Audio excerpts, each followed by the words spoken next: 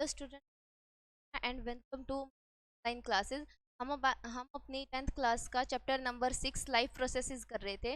उसके अंदर हमने लिविंग थिंग्स क्या होती हैं, नॉन लिविंग थिंग्स क्या होती हैं, ठीक है, लाइफ प्रोसेसेस क्या होती हैं, वो स्टडी हमने कर लिया था। उनकी डिटेल्ड में हमारी स्टडी चल, ठीक है। तो आज का हमारा टॉपिक है, हम न्यूट्रिशन के चैप्टर पर पहुंच गए थे। न्यूट्रिशन का टॉपिक हम कर रहे थे कि यूनिसेलुलर ऑर्गेनिज्म कैसे होता है, मल्टी सेलुलर्स में कैसे होता है। तो हम ह्यूमन का जो डाइजेस्टिव सिस्टम है उसको तो नेक्स्ट क्लास में पढ़ेंगे। आज हमने पढ़ना है कि अमीबा के अंदर न्यूट्रिशन कैसे जाता है। अमीबा के अंदर न्यूट्रिशन कैसे जाता है। सबसे पहले तो इसकी न्यूट्रिशन की प्रक्रिया को देखने से पहले हमें ये पता होना चाहिए कि अमीबा होता क्या है। अमीबा एक यूनिसेलुलर ऑर्गेनिज्म, मैंने आपको यूनिसेलुलर और मल्टी सेलुलर के बारे में पढ़ाया था। तो उस टाइम पे मैंने जिक्र किया था कि अमीबा क्या है, एक यूनिसेलुलर यूकैरियोटिक ऑर्गेनिज्म है। यूनिसेलुलर यूकैरियोटिक ऑर्गेनिज्म का क्या मतलब होता है? Cellular karyotic organism. यूनिसेलुलर का तो मतलब है कि ये किससे बना हुआ है, एक सिंगल सेल्ड ऑर्गेनिज्म। मतलब इसकी एक ही सेल क्या करती है, सारी की सारी लाइफ प्रोसेस को परफॉर्म करती है। इस अमीबा के अंदर क्या होता है, अमीबा एक खुद ही एक सेल होती है, एक सेल में ही इसका पूरा ऑर्गेनिज्म है। जितनी भी लाइफ की वाइटल एक्टिविटीज होती हैं, जैसे कि डाइजेशन है, एक्सक्रीशन है, ठीक है, रेस्पिरेशन है, वो सारा का सारी प्रोसेसेस के थ्रू होती हैं, एक ही सेल के थ्रू होती हैं, ठीक है। क्योंकि ये एक ही सेल क्या है, पूरा का पूरा ऑर्गेनिज्म, ठीक है। मल्टी सेल्यूलर वो ऑर्गेनिज्म थे जिसके अंदर जो लाइफ की अलग अलग टाइप की जो प्रॉपर्टीज हैं, जो अलग अलग टाइप की एक्टिविटीज़ हैं, जैसे कि डाइजेशन की क्रिया है, ठीक है, एक्सक्रीशन की क्रिया है, तो उसको अलग अलग टाइप के स्पेशल टाइप के ऑर्गन्स कर रहे थे, ठीक है। बट इसके अंदर क्या है कि सारी की सारी जो वाइटल एक्टिविटीज़ होंगी वो एक ही सेल के द्वारा करी जाएंगी, ठीक है। अब सिंगल सेल, अगर यूनिसेलुलर इसको क्यों बोला, क्योंकि यूनि का मतलब होता है सिंगल, सेलुलर का मतलब सेल। इसके अंदर सिर्फ एक ही सेल सारे के सारे फंक्शन परफॉर्म करेगी। दूसरी चीज हमने यूकैरियोटिक क्यों बोला, ठीक है, यू का मतलब होता है ट्रू, कैरियोन का मतलब होता है न्यूक्लियस। अब अगर एक सिंगल सेल की बात करें तो किसी भी सेल के अंदर हम सेल क्या होती है, सेल क्या होती है, सेल के अंदर है ना तीन चीजें होती हैं, ठीक है? सेल के अंदर तीन चीजें होती हैं। सबसे पहली तो सेल की मेम्ब्रेन, सबसे पहली होती है सेल की ब्रेन। दूसरी चीज होती है इसके अंदर साइटोप्लाज्म मिलेगा। ये थोड़ा सा बेसिक बता रही हूँ। सबसे पहले तो इसके अंदर किसी भी सेल के अंदर सेल मेम्ब्रेन तो होगी ही, ठीक है। दूसरी चीज उसके अंदर साइटोप्लाज्म भी प्रेजेंट होगा, मतलब इसके अंदर ऐसे एक लिक्विड सा भरा हुआ होगा जो एक बाउंड्री के द्वारा बाउंड हुआ होगा, ठीक है। उस बाउंड्री को तो बोलेंगे हम सेल मेम्ब्रेन, और उसके अंदर जो लिक्विड सा भरा हुआ है उसको बोलेंगे हम साइटोप्लाज्म, मतलब सेल का प्लाज्मा, सेल के प्लाज्मा को बोलेंगे हम साइटोप्लाज्म, ठीक है। और किसी भी सेल के अंदर और कुछ हो चाहे ना हो, के अंदर जेनेटिक मटेरियल जरूर मिलेगा। अब वो जेनेटिक मटेरियल दो तरीके से मिलता है, ठीक है। अब जो जेनेटिक मटेरियल मिलेगा, जेनेटिक मटेरियल का मतलब होता है कि जेनेटिक इंफॉर्मेशन, ठीक है। अगर किसी सेल के अंदर वो जेनेटिक मटेरियल ऐसे ही साइटोप्लाज्म में बिखरा हुआ है तो उसको तो हम बोलेंगे क्या, प्रोकैरियोटिक, मतलब प्रोकैरियोन, जिसके अंदर कोई भी न्यूक्लियस है वो मेम्ब्रेन बाउंड न्यूक्लियस है, ठीक है। अगर ये जेनेटिक मटेरियल साइटोप्लाज्म में ऐसे ही बिखरा हुआ है, ऐसे ही स्कैटर्ड है, तो उसको हम बोलेंगे प्रोकैरियोट। तब हम इसके अंदर ये नहीं बता सकते कि इसके अंदर कोई न्यूक्लियस है, क्योंकि न्यूक्लियस कब पता चलेगा, जब उसकी कोई बाउंड्री होगी। इसके अंदर बाउंड्री तो कोई है नहीं, तो हम इसको बोल देंगे कि ये प्रोकैरियोटिक सेल है। क्यों? क्योंकि इसके अंदर कोई भी कैरियन नहीं है, कैरियन का मतलब कोई भी न्यूक्लियस हमें दिखाई नहीं दे रहा है, तो इसीलिए इसको प्रोकैरियोटिक सेल बोल देंगे, ठीक है। यूकैरियोटिक सेल किसको बोलेंगे, यूकैरियोटिक सेल हम उस सेल को बोलेंगे जिसके अंदर ये जो जेनेटिक मटेरियल है, अगर मैं इसके बाहर एक बाउंड्री बना दूं, ये बाउंड्री बन, इस बाउंड्री के द्वारा अब हमें ये पता चल रहा है कि कोई ना कोई चीज है, कोई डेंस चीज के बाहर एक बाउंड्री है, ये अलग से हमें दिख रहा है, तो इसको हम बोल सकते हैं, ठीक है, कि किसी भी सेल के अंदर अगर जेनेटिक मटेरियल साइटोप्लाज्म में ऐसे ही बिखरा पड़ा है तो उसको तो हम बोलेंगे प्रोकैरियोटिक सेल। और अगर किसी के सेल के अंदर साइटोप्लाज्म में अगर जेनेटिक मटेरियल किसी मेम्ब्रेन के द्वारा बाउंड किया गया है या फिर उसके बाहर कोई झिल्ली बनाई गई है, ठीक है, जो कि उसके जेनेटिक मटेरियल को साइटोप्लाज्म से सेपरेट करती है, तो उसको हम बोलेंगे यूकैरियोटिक, ठीक है। मेम्ब्रेन बाउंड कर दी तो यूकैरियोटिक तक। अब जो हमारी अमीबा है वो क्या होती है, अमीबा एक तरीके की क्या बताई थी, यूनिसेल्युलर यूकैरियोटिक सेल है। यूनिसेल्युलर यूकैरियोटिक का क्या मतलब है, अमीबा क्या करेगा, एक सिंगल सेल्ड ऑर्गेनिज्म होता है और इसके अंदर जो जेनेटिक मटेरियल होता है वो क्या होता है, मेम्ब्रेन के द्वारा बाउंड कर दिया जाता है। ठीक है, इतनी बात आई समझ। उसके बाद अब हमें देखना है कि इसके अंदर ये न्यूट्रिशन की प्रक्रिया को करेगा कैसे। ठीक है, इसके अंदर न्यूट्रिशन कैसे जाएगा, ये एनर्जी, अब कोई भी ऑर्गेनिज्म है उसको अपनी लाइफ को चलाते रहने के लिए, ठीक है, उसको जीवित रहने के लिए अलग अलग टाइप की क्रियाएं तो करनी पड़ेंगी। ठीक है, उसको न्यूट्रिशन भी लेना पड़ेगा, उसको एक्सक्रीशन भी करना पड़ेगा। ठीक है, वो एक्सचेंज ऑफ गैसेस भी करना पड़ेगा, कार्बन डाइऑक्साइड को बाहर निकालना, ऑक्सीजन को अंदर ले जाना, ये चीज़ें भी करनी पड़ेंगी। तो ये सारी की सारी एक्टिविटीज़ हर ऑर्गेनिज्म को करनी पड़ती हैं। अब हमें पता है कि हम भी लिविंग ऑर्गेनिज्म, ठीक है, ये भी एक लिविंग ऑर्गेनिज्म है, तो सारी की सारी एक्टिविटीज़ तो इसको भी परफॉर्म करनी पड़ेंगी। अब ये अगर एक सिंगल से, हमारे अंदर तो देखो कितनी सारी सेल्स हैं, उन सेल्स ने क्या बनाए, टिश्यू बनाए, टिश्यूज ने ऑर्गन बनाए, ऑर्गन ने ऑर्गन सिस्टम बनाए। ठीक है, और उसके द्वारा तब जाके हम अपनी सारी एक्टिविटीज को अलग अलग तरीके से कर पा रहे हैं। जैसे डाइजेस्टिव के लिए हमारे खाने के जो डाइजेशन की क्रिया होती है उसके लिए हम माउथ से तो अंदर लेते हैं खाना, ठीक है, और फिर हमारे पेट में जाके वो पचता है, फिर इंटेस्टाइन से होके, ठीक है, फिर ऐसे करके वो उसका पाचन होता है। लेकिन इसके अंदर कैसे हो पाएगी, इसके अंदर तो ये एक ही सेल है, एक सेल क्या क्या करेगी, ये डाइजेशन का काम करेगी या ये इनगल्फिंग का काम करेगी, फूड को अंदर ले जाने का काम करेगी, उसको पचाने का करेगी या उसको बाहर निकालने का। तो देखो, अब ये यूनिसेलुलर ऑर्गेनिज्म जो है इसके अंदर एक प्रॉपर्टी है कि ये एक सिंगल सेल भी क्या कर सकती है, सारे के सारे फंक्शन परफॉर्म कर सकती है, ये इसकी मजबूरी भी है और इसकी प्रॉपर्टी। ठीक है, इसी को सारी चीजें करनी पड़ेंगी। अब वो करेगी कैसे, आज हमें इसके बारे में बस इतना पढ़ना है कि ये अपनी डाइजेशन की क्रिया कैसे करेगी। ठीक है, डाइजेशन की क्रिया कैसे करेगी, मतलब अपने फूड पार्टिकल को कैसे खाएगी। अच्छा, अब एक बात बताऊं, अगर हमें खाना खाने की ज़रूरत होती है, ठीक है, खाना क्यों खाते हैं, क्योंकि हमें एनर्जी की रिक्वायरमेंट होती है। ठीक है, अगर हमें एनर्जी चाहिए तो उसके लिए क्या करते हैं, खाना खाते हैं। अब वो खाना, ये बताओ, वो खुद चल के आता है या हम उसको जाके खाते हैं, इसलिए हम खाते हैं। ठीक है, तो इसका मतलब क्या है, हम वहाँ पे अपने पैरों से उठ के जाएंगे, किचन में जाएंगे और वहाँ पे क्या करेंगे, जो भी हमें का सामान को उठा के हम अपना खा लेंगे। लेकिन अमीबा के अंदर देखो, क्या इस अमीबा के अंदर आपको कोई भी पैर दिख रहे हैं, कोई भी फुट लाइक स्ट्रक्चर है जिसके द्वारा ये क्या कर सके, ये फूड पार्टिकल्स तक जा सके, ठीक है, जो इसको खाने हैं। ठीक है, एक और चीज ध्यान रखना, ये खाएगा किस चीज को, इस बात का भी पता होना चाहिए। अब जो अमीबा है वो एक तरीके से यूनिसेलुलर यूकैरियोटिक ऑर्गेनिज्म, ठीक है, ऐसी सेल है ये।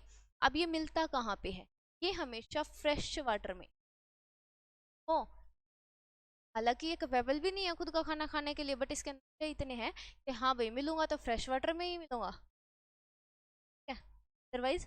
अब फ्रेश वाटर का और मेराइन वाटर का नहीं पता होगा क्या होता है। मेराइन वाटर वो होता है, मेराइन वाटर को बोलते हैं हम समुद्री जल, जिसके अंदर सोल्ट की कंसंट्रेशन बहुत ज़्यादा होती है। तो हम घरों में नमक खाते हैं, वो हमारा समुद्र के पानी से ही निकाला हुआ नमक, ठीक है। और मेराइन वाटर कौन सा हो गया, जिसके अंदर सॉल्ट की बहुत ज़्यादा है। और फ्रेश वाटर कौन सा हो गया, जिसके अंदर सॉल्ट बहुत बहुत ज़्यादा कम है, तो बोलेंगे हम फ्रेश वाटर, जिसको हम पीने में यूज़ कर सकते, मतलब ये साफ जल में मिल, तालाब में मिल गया, ठीक है, जो अच्छी साफ नदियां हैं उनके अंदर मिल गया, उनमें भी कहाँ पे, उनके बॉटम में, ये भी कहाँ पे, बॉटम में, मतलब जैसे भी कोई तालाब है उसके निचले हिस्से में को मिलेगा। ठीक है, अब ये खाना किस चीज़ को खा सकता है, एक चीज़ सीधी सीधी है, अगर ये यूनिसेलुलर ऑर्गेनिज्म है तो माइक्रोस्कोपिक तो ये पहले ही है, हम अपनी नग्न आंखों से तो वैसे भी नहीं देख सकते, ठीक है, ये माइक्रोस्कोपिक है, मतलब सूक्ष्मदर्शी है, मतलब बहुत ज़्यादा छोटे साइज का, इसको देखने के लिए हमें माइक्रोस्कोप की हेल्प लेनी पड़ेगी। अब एक बात बताओ, अगर ये खुद माइक्रोस्कोपिक है तो जिस फूड पार्टिकल को ये लेगा, जिसको ये खाएगा, ठीक है, तो वो सामान इससे बड़ा होगा या छोटा होगा। हम अगर कोई भी खाना खाते हैं, हमें पता है, जैसे एप्पल खाया तो हमारा साइज देखो कितना बड़ा है, एप्पल का साइज देखो कितना छोटा है, तो हम अपने से छोटी चीज को ही खा सकते हैं। सेम उसी तरीके से अमीबा भी क्या करेगा, एक माइक्रोस्कोपिक ऑर्गेनिज्म है, तो ये किसको खाएगा, ईट अदर माइक्रोस्कोपिक ऑर्गेनिज्म। ठीक है, ये माइक्रोस्कोपिक ऑर्गेनिजम्स हैं वो खाएगा। और वो माइक्रो ऑर्गेनिजम्स उसको कहाँ मिलेंगे? जिस भी फ्रेश वाटर की झील में या फिर जिस भी फ्रेश वाटर के तालाब में ये पड़ा हुआ है, या तो उसकी सरफेस पे मिलेंगे, ठीक है, या फिर उसके आसपास घूमते हुए मिलेंगे। ठीक है, अच्छा, अब हमें ये भी पता चल गया कि अमीबा होता कहाँ पे है, खाएगा किस, अब वो किस तरीके से खाएगा और किस तरीके से उससे एनर्जी की प्रोडक्शन करेगा, उसके बारे में हमें पढ़ना है। ठीक है, तो अमीबा का पता चल गया कि एक यूनिसेल्युलर यूकैरियोटिक ऑर्गेनिज्म है और फ्रेश वाटर में ये पाया जाता है। और खाएगा किसको? जो बिल्कुल माइक्रो ऑर्गेनिजम्स होंगे, जो इससे भी छोटे साइज के होंगे, ठीक है, उन चीजों को ये खाएगा, उन ऑर्गेनिजम्स को ये खाएगा।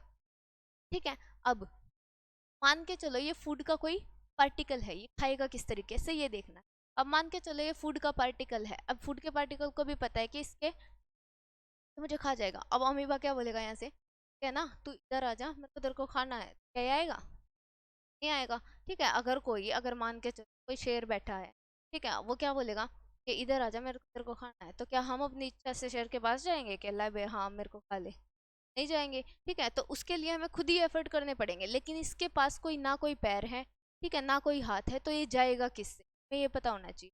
ठीक है, तो कोई भी जो अमीबा है वो किस तरीके से अपने फूड के पास पहुंचेगा, वो हम एक नाम देते हैं दो पोडिया। ठीक है, शूडोपोडिया। शूडोपोडिया क्या होता है? शूडो का मतलब होता है फॉल्स, मतलब नकली। ठीक है, पोडिया का मतलब होता है मतलब पैर। ठीक है, फॉल्स फिट मतलब पैर। ठीक है, अब इसके पैर तो हमें दे रहे हैं। ठीक है, एक और चीज याद रखना, जो ये इसकी सेल मेम्ब्रेन होती है, ये बहुत ज्यादा फ्लेक्सिबल होती है, ज्यादा फ्लेक्सिबल होती है। फ्लेक्सिबल का मतलब है लचीली। ये अपनी शेप को किसी भी तरीके से चाहे वैसे ही अपने क्या कर लेगा, चेंज कर सकता है। ठीक है, जैसे ही अमीबा को कोई भी फूड पार्टिकल दिखा, ठीक है, जैसे ही अमीबा को कोई फूड का पार्टिकल दिखा कि हाँ भाई मैं इसको खा सकता हूँ, तो ये क्या करेगा, अब ये तो इसके पास आएगा नहीं, तो इसको इसके पास जाना होगा। ठीक है, अमीबा को उसके फूड पार्टिकल के पास जाना होगा। ठीक है, फूड पार्टिकल के पास कैसे जाएगा, इसके पास तो पैर भी नहीं है। तो इसके जो साइटोप्लाज्म है, साइटोप्लाज्म के अंदर फ्लूइड भरा हुआ होता है, लिक्विड भरा हुआ होता है। हमें पता है कि लिक्विड क्या कर सकता है, एक जगह से दूसरी जगह तक रह सकता है। ठीक है, दूसरी चीज हमने ये भी देखी कि इसके जो आउटर मेम्ब्रेन है, ये जो सेल मेम्ब्रेन है अमीबा की, ये बहुत ज्यादा फ्लेक्सिबल है। हम चाहें तो इसको इधर उधर ये अपनी टहला सकता है, इसको मूव करवा सकता है। तो क्या करेगा कि अमीबा का जो साइटोप्लाज्म है, वो क्या करेगा, अमीबा का साइटोप्लाज्म और इसकी जो सेल मेम्ब्रेन है, एक साथ में एफर्ट लगाएंगे और ये सारा का सारा साइटोप्लाज्म क्या करेगा, अचानक से आगे की तरफ फोर्स लगाएगा और उसके कारण ये यहाँ पे ऐसी प्रोजेक्शन कर देगा, घेरने की कोशिश करेगा। ठीक है, देखिए जैसे किस तरीके से दिखेगा, सूडोपोडिया मतलब ये जो फोल्स फीट है, ठीक है, अमीबा का जो साइटोप्लाज्म है वो क्या करेगा, एक साथ एफर्ट लगा के इस फूड पार्टिकल के बाहर अपने साइटोप्लाज्म को उठा के इस साइड में फेंक के मारे। ठीक है, ताकि यहाँ पे क्या हो जाए, इसके फूड पार्टिकल के बाहर ये क्या कर सके, बाउंड्री सी बन के इसको इनगल्फ कर। ठीक है, उसके बाद नेक्स्ट क्या होगा, उसके बाद नेक्स्ट का पड़ाव ये होगा, यहाँ तक आ गया, फिर ये इसको और ज्यादा अंदर तक ले जाने की कोशिश करेगा। ठीक है, तो धीरे धीरे क्या करेगा, ये अपना साइटोप्लाज्म को इस तरीके से बिखेर लेगा, ठीक है, कि ये सारा का सारा फूड पार्टिकल चल के अंदर आ जाए। ठीक है, अंदर कब आएगा, ये एक वैक्यूल की फॉर्मेशन कर देगा। वैक्यूल का मतलब होता है, फूड वैक्यूल का मतलब होता है जो भी फूड पार्टिकल बाहर से आया है, ठीक है, उसको एक वैक्यूल में मतलब एक खाली स्पेस के अंदर ये भरने का काम करेगा। ठीक है, तो ये यहाँ पे खाली स्पेस बन गया इसके अंदर, और ये सेल क्या हो जाएगी, सेल के बिल्कुल अंदर चला जाएगा। ठीक है, फूड पार्टिकल अब सेल के अंदर आ चुका है। अंदर आने के बाद क्या होगा, इसका डाइजेशन हो जाएगा। अब इसको हम नेक्स्ट पेज पे अच्छे से लेते हैं कि वो प्रोसेस होगी कैसे। वो प्रोसेस हो, ये पता है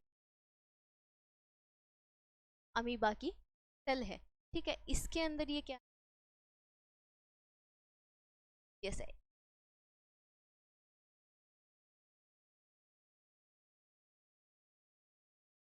यस है, तो अब सेल का न्यूक्लियस, यहाँ पे कोई पार्टिकल पड़ा, ठीक है, ये क्या है,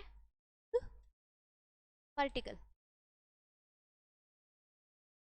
फूड पार्टिकल। ठीक है, अब अमीबा क्या करेगा, अमीबा साइटोप्लाज्म को उठाएगा, मतलब एफर्ट लगाएगा एक साथ, एफर्ट लगा के क्या करेगा, इस फूड पार्टिकल के बाहर बाउंड्री बनाने की कोशिश करेगा। ठीक है, ठीक है। तरीके से अमीबा की जो ये शेप होती है ना, ये हमेशा चेंज होती रहती है, क्योंकि जिसकी सेल मेम्ब्रेन होती है वो बहुत ज़्यादा फ्लेक्सिबल है। फ्लेक्सिबल सेल मेम्ब्रेन की वजह से इसकी शेप चेंज होती रहेगी। तो ये फूड पार्टिकल कहाँ पे आ गया, के बीच में आ गया। ठीक है, तरीके से इतना तो हमने देख लिया था। तो एक तरीके से हम बोल सकते हैं इसके अंदर कौन कौन से स्टेप होंगे। ठीक है, डाइजेशन के लिए कौन कौन से स्टेप होंगे। सबसे पहली बात तो इंजेक्शन की, ठीक है, फूड पार्टिकल को उसके अंदर ले जाने का काम होगा। दूसरी चीज इसके अंदर होगी उसका डाइजेशन करना। ठीक है, डाइजेशन करने के बाद क्या होगी, एसिमिलेशन, मतलब उस डाइजेस्टेड फूड से एनर्जी को बाहर निकालना। और लास्ट स्टेप क्या होगा, क्योंकि कोई भी रिएक्शन होती है या फिर कोई भी प्रोसेस होती है, ठीक है, कोई भी चीज़ हम बनाते हैं तो उसके बाई प्रोडक्ट जरूर निकलते हैं। जैसे कि प्लांट्स वाले में पढ़ा था हमने, ठीक है, प्लांट अपना फूड सिंथेसाइज कर रहे थे फोटोसिंथेसिस की हेल्प से। वहाँ पे एज अ बाई प्रोडक्ट क्या चीज़ निकल रही थी, एक तो वाटर निकल रहा था जो ट्रांसपिरेशन के थ्रू बाहर जा रहा था, और दूसरी चीज़ इसके अंदर ऑक्सीजन बन रही थी। मतलब कोई किसी भी रिएक्शन के कारण कोई ना कोई तो वेस्ट प्रोडक्ट जनरेट हुआ है। तो इसके अंदर भी ऐसी ही चीज़ होगी, फूड पार्टिकल को अंदर लेके गया, उसका डाइजेशन किया, उसमें से जो अच्छे यूजफुल न्यूट्रिएंट्स हैं उनको ऑब्जॉर्व किया, और उसके द्वारा जो मतलब कोई बाहर निकालने के लिए सामान होगा, उसके अंदर कोई वेस्ट प्रोडक्ट होगा, उसको बाहर निकाल देगा। ये पूरी प्रोसेस इसके अंदर चलेगी। ठीक है, तो सबसे पहले पार्ट कौन सा था, इंजेक्शन का, मतलब अंदर ले जाने का, इनग्लफिंग का। ठीक है, इनग्लफिंग कैसे करेगा, ये शूडोपोडिया के थ्रू करेगा।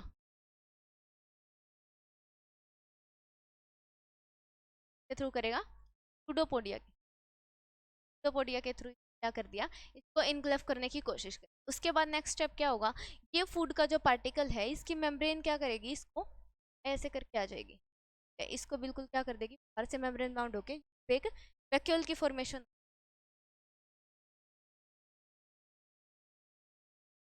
ठीक है, एक वैक्यूल की फॉर्मेशन, वैक्यूल की फॉर्मेशन होने के बाद क्या होगा, उसके बाद होगा क्या, कि जैसे कि ये अमीबा है, फिर ये हो गया हमारा न्यूक्लियस। ठीक है, न्यूक्लियस के बाद ये जो फूड वैक्यूल थी वो यहाँ पे आएगी। ठीक है, और इसके अंदर क्या है हमारे पास, फूड का पार्टिकल। ठीक है, क्या है हमारे पास, वैक्यूल, ये वैक्यूल है, इसके अंदर फूड का पार्टिकल है। अब अगर एक बात बताओ, इस अमीबा के अंदर क्या आ गया, फूड का पार्टिकल आ गया। अब सीधा ये तो है नहीं कि यहीं पे अटैक कर देंगे इसके एंजाइम्स कि हाँ हाँ अभी पचा लेते हैं। हमारे भी घर पे अगर कोई मेहमान आता है, ठीक है, कोई भी आता है, ये तो है नहीं कि गेट खोलते ही मेहमान अंदर घुसा और उसको बोला कि ले पानी पी ले, ले चाय पी ले, कैसे नहीं करते। तो क्या करते हैं, उसको ले जाते हैं, बिठाते हैं, तो उसके बाद उसकी खबरदारी करते हैं। ठीक है, सेम इसी तरीके का प्रोसीजर किसके अंदर, अमीबा के अंदर होगा। जब ये फूड वैक्यूल जस्ट अब ये इसके अंदर आया ही है, आने के बाद क्या होगा, इसको थोड़ा और अंदर लेके जाएंगे। ठीक है, और अंदर ले जाने के बाद क्या होगा, एंजाइम्स का एक्शन करवाया जाएगा। ठीक है, एंजाइम्स का एक्शन करवाया जाएगा, वो किस तरीके से होगा, सेम ये हमारी न्यूक्लियस है। ठीक है, अब ये फूड का वैक्यूल कहाँ आ गया, अंदर आ गया। ठीक है, तरीके से ये क्या है, फूड के, ये है फूड का पार्टिकल, ये है पूरी की पूरी वैक्यूल। अब वैक्यूल क्या करेगी, वैक्यूल खुद तो इसको डाइजेस्ट कर नहीं सकती, तो हमें क्या करना पड़ेगा, दूसरे कोई इस ऐसा चाहिए जो कि क्या करे, इसमें डाइजेस्ट करने में हेल्प करे। तो अमीबा की सेल के अंदर बहुत सारे क्या होते हैं, लाइसोसोम्स होते हैं। ठीक है, बहुत सारे क्या होते हैं, लाइसोसोम्स। इस इन लाइसोसोम्स के अंदर क्या भरा पड़ा होता है, बहुत सारे एंजाइम्स भरे होते हैं जो कि इस फूड को डाइजेस्ट करने में हेल्प करते हैं। ठीक है, इस फूड को डाइजेस्ट करने में क्या करेंगे, हेल्प करेंगे। कौन करेंगे, लाइसोसोम करेंगे। तो एक स्ट्रक्चर सा बन के आएगा, क्या बन जाएगा, ये है पूरी की पूरी सेल। ठीक है, ये है हमारा क्या, न्यूक्लियस, क्या है, यस, ठीक है, ये न्यूक्लियस है। के बाद अब ये जो फूड वैक्यूल है, ठीक है, उसके अंदर ये फूड का पार्टिकल है। अब जो लाइसोसोम्स होंगे वो क्या करेंगे, यहाँ पर आकर के इससे चिपक जाएंगे, मिकी माउस नहीं है। ठीक है, फूड वैक्यूल के ऊपर आके क्या करेंगे, लाइसोसोम्स चिपक जाएंगे, लाइसोसोम आके चिपक गए। अब ये लाइसोसोम क्या करेंगे, अब ये जो सेल मेम्ब्रेन इसकी दिखाई दे रही है, ठीक है, इसकी जो सेल मेम्ब्रेन है धीरे धीरे ये क्या करेगी, डिफ्यूज हो जाएगी। डिफ्यूज होने का क्या मतलब है, ये सेल मेम्ब्रेन जो है यहाँ खाली स्पेस बन जाएगा और ये एक तरीके से एक सेल का काम करेगी। ये फूड वैक्यूल और ये जो 2 लाइसोसोम्स हैं, 2 या 3 या 4 कितने भी हो सकते हैं, ठीक है, इसके बाहर बहुत सारे लाइसोसोम्स आ करके यहाँ पे डिफ्यूज हो जाएंगे। डिफ्यूज होने के बाद क्या स्ट्रक्चर बनेगा, डिफ्यूज होने के बाद यहाँ पर कुछ इस तरीके से बने, ये होगी इसकी इस तरीके का कोई, ठीक है, इस तरीके का। अब इस तरीके का क्या मतलब, यहाँ पे था हमारा फूड का पार्टिकल, लाइसोसोम्स जो थे इनके अंदर थे बहुत सारे डाइजेस्टिव इंजाइम्स थे। अब ये डाइजेस्टिव इंजाइम्स जो हैं यहाँ पे आएंगे, ठीक है, क्योंकि फूड जहाँ पे है वहीं पे इंजाइम्स का काम होगा, ठीक है। अब जो ये फूड के पार्टिकल है इसके ऊपर कौन अटैक करेगा, जितने भी इंजाइम्स है ना, सारे के सारे इंजाइम्स इस पे क्या कर देंगे, सारे के सारे इंजाइम्स इस पे काम करना शुरू कर देंगे, ठीक है।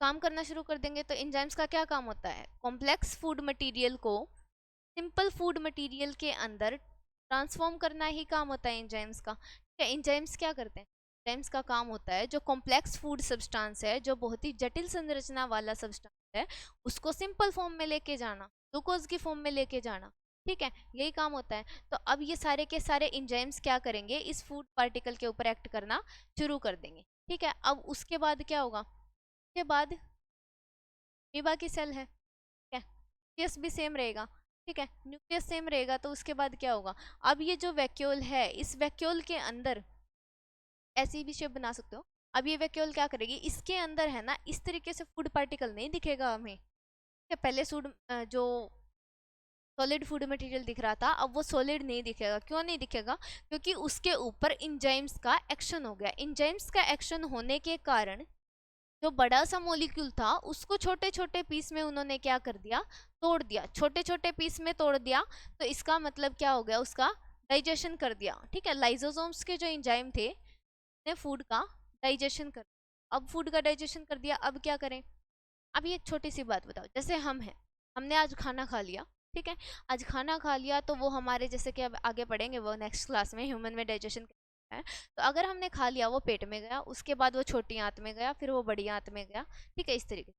अब क्या एक दिन खाना खा लिया हमने तो क्या वो इंटेस्टाइन में ही पड़ा रहेगा, नहीं पड़ा रहेगा, वो कहाँ चला जाएगा, सारी की सारी सेल्स में डिस्ट्रीब्यूट हो जाएगा। अगर और भी ज़्यादा एक्स्ट्रा होगा तो किस में, ग्लाइकोजन की फॉर्म में चला जाएगा वो, ठीक है ना, वो ग्लाइकोजन की फॉर्म में स्टोर हो जाएगा। तो सेम इसी तरीके से अब ये जो फूड पार्टिकल है ये छोटे छोटे बना दिए, अब इनका क्या काम है, हर इस सेल के पूरे हर एक पार्ट में पहुंचाने का काम है। तो एक प्रोसेस क्या होगी, यहाँ पे होएगा सेल के थ्रू डिफ्यूजन, डिफ्यूजन की प्रोसेस होगी। डिफ्यूजन का मतलब होता है सेल मेम्ब्रेन के बाहर जो चीज़ें हैं वो अंदर और अंदर जो चीज़ें हैं वो बाहर जा सकती हैं, या फिर सेल के जो इस वैक्यूल के अंदर जो फूड पार्टिकल्स हैं वो डिफ्यूज होके कहाँ चले जाएंगे, सेल के साइटोप्लाज्म में चले जाएंगे, और यहाँ पे क्या हो जाएंगे, फूड के पार्टिकल्स सारे के सारे स्कैटर हो जाएंगे, बिखर जाएंगे, ठीक है, इस तरीके से बाहर आ जाएंगे। अब एक चीज़ यहाँ पे है ना, अगर किसी भी चीज़ का मैंने बताया था अगर डाइजेशन होता है, ठीक है, अगर इसका डाइजेशन हो रहा है तो कोई ना कोई तो वेस्ट प्रोडक्ट इसमें भी जनरेट होगा। तो जितने भी न्यूट्रिएंट्स होंगे जो यूजफुल मटेरियल होंगे वो तो साइटोप्लाज्म में डिफ्यूज होके आ जाएंगे, ठीक है। जो कोई भी वेस्ट बचेगा उसका क्या होगा, जो भी वेस्ट बचा है वो इस फूड वैक्यूल के अंदर ही पड़ा रहेगा, ठीक है। तो नेक्स्ट क्या हो जाएगी, ठीक है, ये उसका न्यूक्लियस हो गया, तो फूड के पार्टिकल जो है बाहर आ गए, तो ये जो वैक्यूल है एक दो वेस्ट प्रोडक्ट के रूप में रह गया, ठीक है, आ गया इसके अंदर जो वेस्ट है। अब हमने क्या चीज़ें पढ़ ली, देखो सबसे पहले यहाँ पे पढ़ा था हमने, इंजेशन हो रहा था, मतलब फूड को अंदर ले जाने की क्रिया हो रही थी, ठीक है। दूसरा स्टेप हमारा क्या था, उसके डाइजेशन का था। डाइजेशन का कैसे हुआ, जब वो लाइसोसोम्स आ करके फूड वैक्यूल के ऊपर, ठीक है, वो लाइसोसोम्स आ करके क्या किया उन्होंने, फूड वैक्यूल के ऊपर आके चिपक गए और इनकी सरफेस आपस में क्या होगी, डिफ्यूज होगी, और उसके बाद इंजाइम्स का एक्शन फूड के पार्टिकल्स पे हुआ। फूड के पार्टिकल्स पे जब हुआ तो इसका डाइजेशन हो गया, तो नेक्स्ट स्टेप भी कंप्लीट हो गया डाइजेशन का। के बाद था असिमिलेशन का स्टेप। असिमिलेशन क्या होता है, अब ये जो फूड डाइजेस्ट हुआ है उसको एनर्जी के रूप में क्या करेंगे, ये यूज भी करेंगे। तो वह एनर्जी के रूप में यूज कैसे होगा, इस वैक्यूल की जो सरफेस है वो साइटोप्लाज्म में अपने खाने को क्या कर देगी, डिफ्यूज कर देगी।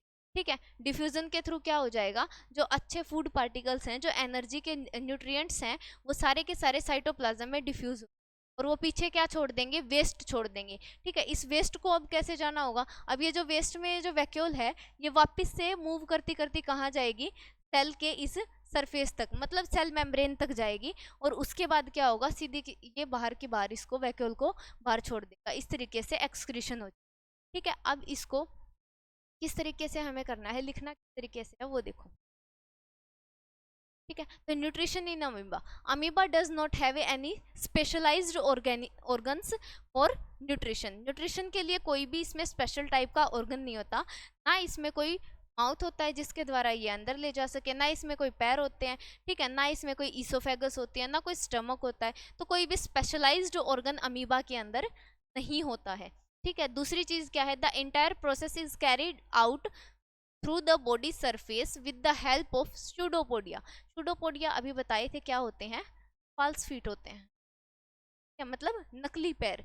ये क्या करेगा, नकली पैरों के थ्रू क्या करेगा, अपनी सारी की सारी ये प्रोसेस करेगा। ठीक है, ये प्रोसेस करेगा खाने को अंदर ले जाने की। दूसरी चीज, nutrition in an amoeba occur through a process of phagocytosis. Phagocytosis क्या क्या मतलब होता है, कोई भी सॉलिड फूड पार्टिकल को अपने अंदर लेके जाना। ठीक है, फैगोसाइटोसिस का मतलब होता है किसी भी सेल के द्वारा कोई सॉलिड फूड पार्टिकल है उसके इनग्लफिंग करना, उसको अपनी बॉडी के अंदर ले जाना। ठीक है, फॉल्स फिट को क्या करेगा, फूड पार्टिकल के बाहर लेके जाएगा, उसके बाद उसको सेल के अंदर ले जाएगा। ठीक है, उसको बोलेंगे हम फैगोसाइटोसिस, मतलब फॉल्स फिट के द्वारा सॉलिड फूड पार्टिकल को अपने अंदर ले जाना होता है phagocytosis. Phagocytosis is the process by which food is engulfed by organism. यही बताया है अभी कि फूड के पार्टिकल को बॉडी के अंदर लेके जाना क्या है, फैगोसाइटोसिस है। The mode of nutrition in amoeba is known as holozoic type of nutrition. Type of nutrition मैंने लास्ट क्लास में बताए थे, होलोजोइक टाइप का न्यूट्रिशन वो न्यूट्रिशन होता है जिसके अंदर किसी भी फूड पार्टिकल को हम क्या करते हैं, एज अ सॉलिड उसको इनग्लव कर लेते हैं, सीधा अपने अंदर ले जाते हैं। ठीक है, बिना उसका डाइजेशन किए, उसको तोड़ते भी, मतलब सिंपल फॉर्म में भी कब तोड़ते हैं, जब वो बॉडी के अंदर आ जाता है। ठीक है, तो एक तरीके से इनग्लफिंग टाइप का holozoic, it involve the ingestion digestion, ठीक है, इंजेशन ऑफ फूड मटेरियल। अभी बताया था थोड़ी देर पहले कि सबसे पहले क्या करेगा ये इंजेशन। इंजेशन का मतलब होता है बॉडी के अंदर ले जाना। जो फूड है वो बॉडी के ले जाएगा, अंदर ले जाएगा। ठीक है, डाइजेशन का क्या काम था, उसको सिंपल फॉर्म में कन्वर्ट करेगा, सिंपल फॉर्म में कन्वर्ट करेगा। इजेशन का मतलब है उसको एक्सक्रीट आउट करेगा, तब बाहर निकाल देगा। ठीक है, तो यही स्टेप थे, ये हमने पहले भी देखे के अंदर। अच्छा, अब होलोजोइक टाइप ऑफ न्यूट्रिशन होता है अमीबा के अंदर, सबको पता है। अब इसके अंदर जो लिखने की क्या क्या बातें होती है कि भाई किस तरीके से अमीबा है वो अपनी डाइजेशन की प्रोसेस करेगा, तो उसमें चारों के चारों स्टेप को लिखेंगे किस तरीके से। पहली चीज अभी भी बताई थी, इंजेशन। इंजेशन का मतलब होता है फूड को अंदर लेके जाना। ठीक है, ingestion is the process of taking the food into the body enter bye swelling और अब्जॉर्बिंग इट।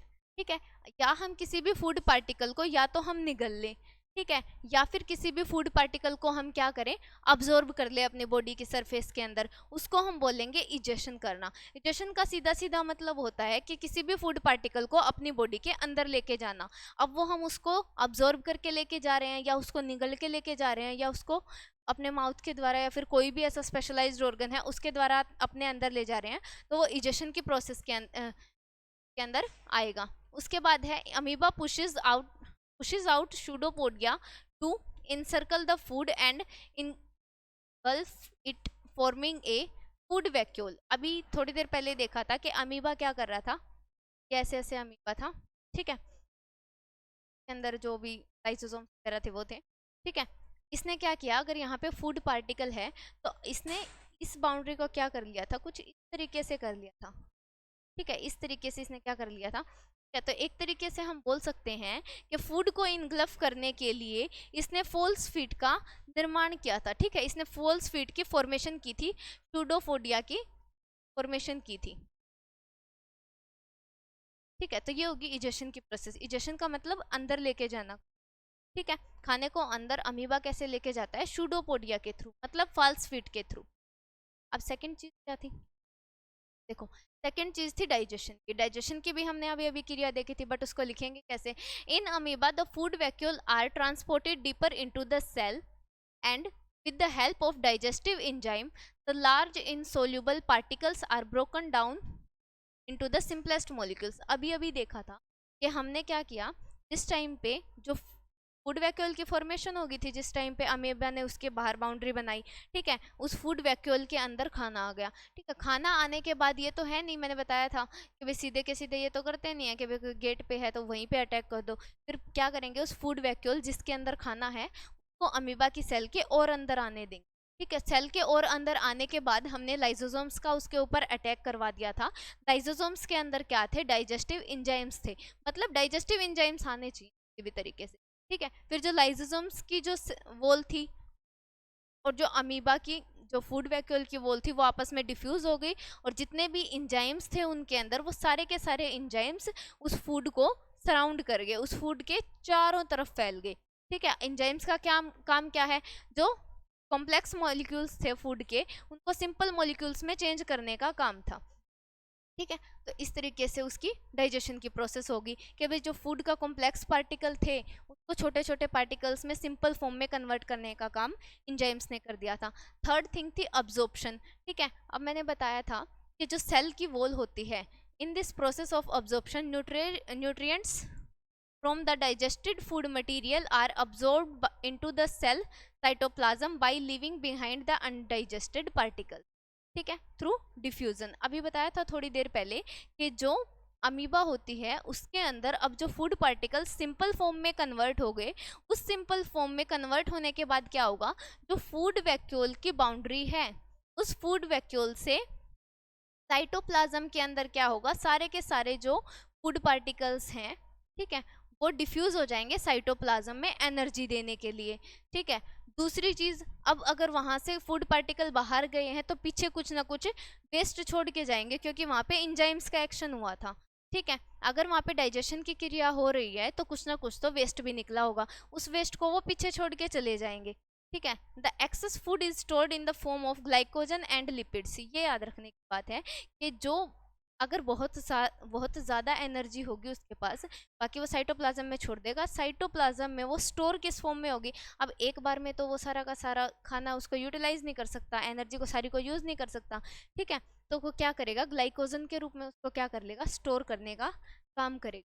स्टोर करने के बाद एसिमिलेशन होगा। एसिमिलेशन क्या होता है, assimilation is the process of obtaining energy from the absorbed food molecules. In amoeba absorbed food molecule are utilise for producing energy required are carry out different.